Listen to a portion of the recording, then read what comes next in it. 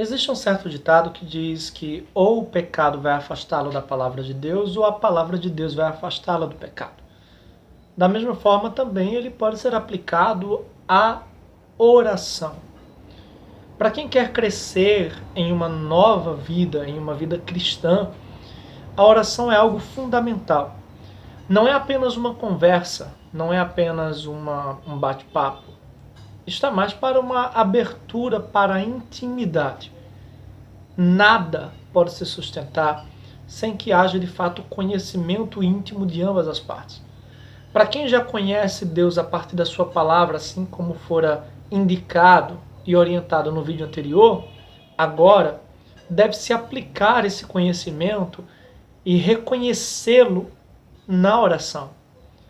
Talvez seja uma das formas mais lindas de se conseguir equilibrar esse conhecimento entre o que se é e quem Deus é. Bom, se você assistiu o primeiro vídeo dessa série Crescendo em uma Nova Vida, eu lhe convido à segunda parte, falando agora sobre a oração. Eu sou Tarone Rodrigues, seja muito bem-vindo.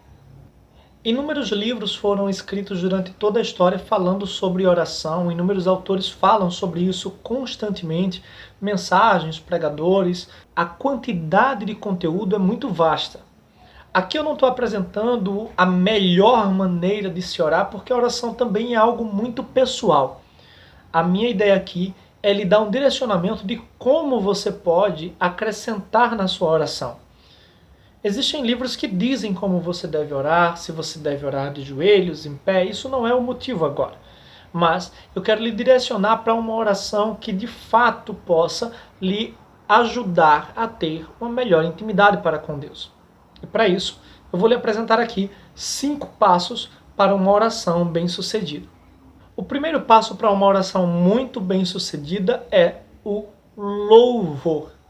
No louvor, você consegue ter um reconhecimento de quem Deus é e conseguir adorá-lo por aquilo que ele é.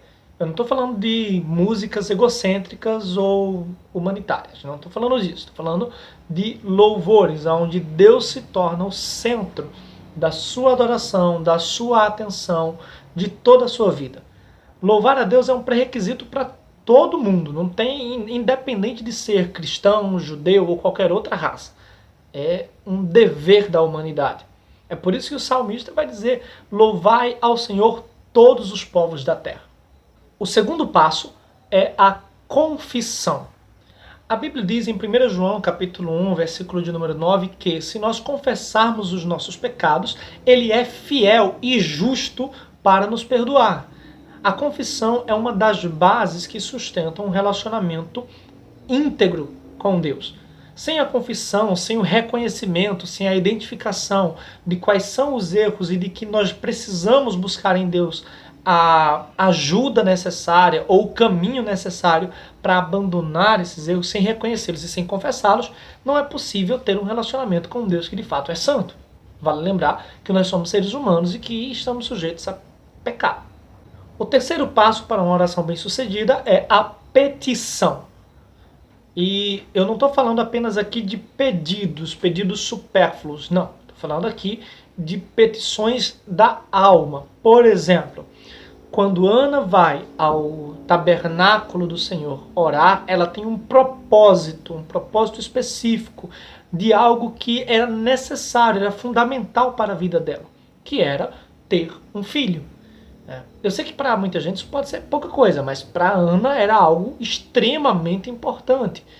Não só para ela enquanto mulher, mas para ela enquanto serva de Deus. Ela estava ali orando.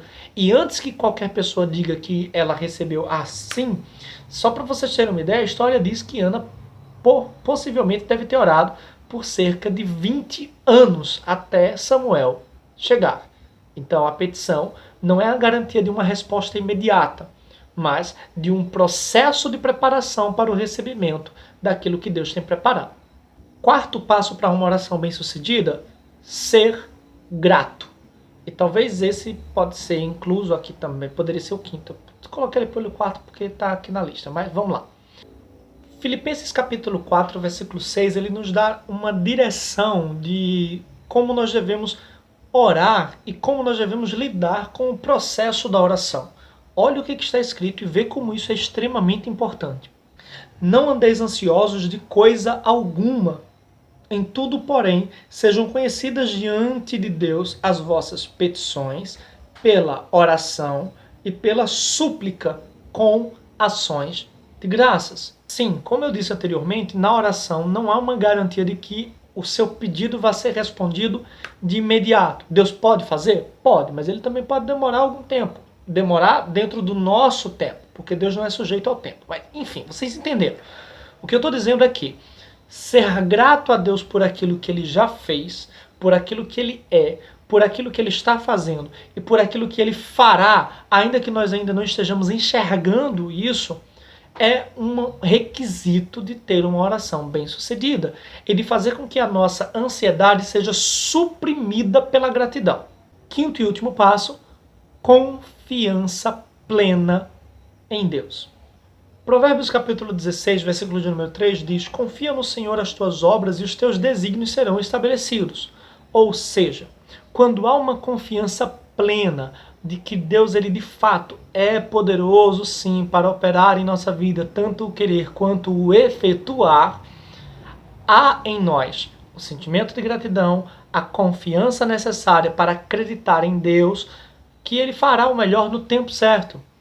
Alcançar e saber qual é a vontade de Deus e ser direcionado para o caminho correto, não é só você dizer, eu vou por esse caminho porque eu acho que aqui está no caminho certo.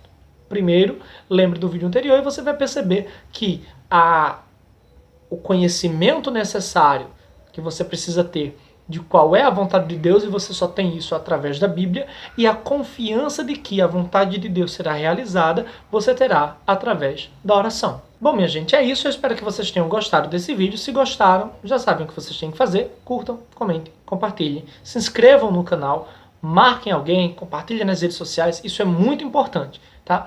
E não percam os próximos passos para o crescimento de uma nova vida em Cristo. Beijo no coração, graças, paz. E até o próximo vídeo. Fui!